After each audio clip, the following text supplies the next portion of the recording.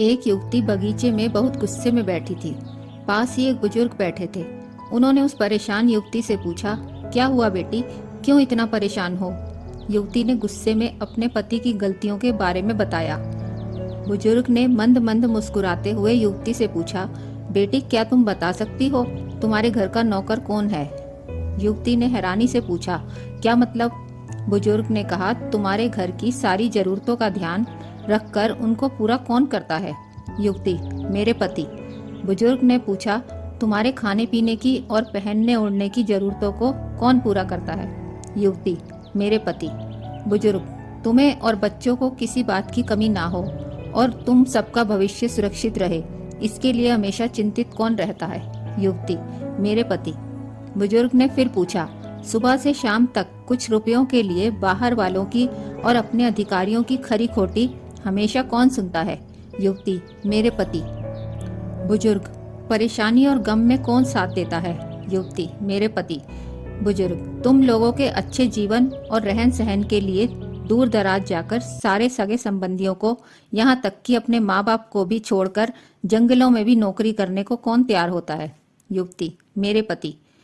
बुजुर्ग, घर के गैस, बिजली, पानी, मकान, मरम्मत एवं रख रखाव, सुख सुविधाओं, दवाइयों, किराना, मनोरंजन, भविष्य के लिए बचत, बैंक, बीमा, अस्पताल, स्कूल, कॉलेज, पास पड़ोस, ऑफिस और ऐसी ही ना जाने कितनी सारी जिम्मेदारियों को एक साथ लेकर कौन चलता है?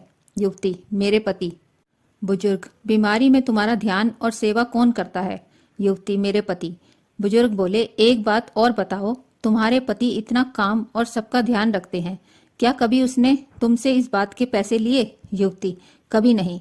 इस बात पर बुजुर्ग बोले कि पति की एक कमी तुम्हें नजर आ गई, मगर उसकी इतनी सारी खूबियां तुम्हें कभी नजर नहीं आई। मानो ना मानो, जब तुम दुखी हो तो वो तुम्हें कभी अकेला नहीं छोड़ेगा। वो अपने दुख अपने ही मन में रखता है, लेकिन तुम्हें नहीं बताता ताकि तुम दुखी ना हो। हर वक्त हर दिन तुम्हें कुछ अच्छी बातें सिखाने की कोशिश करता रहता है, ताकि वो कुछ समय शांति के साथ घर पर व्यतीत कर सके और दिन भर की परेशानियों को भुला सके।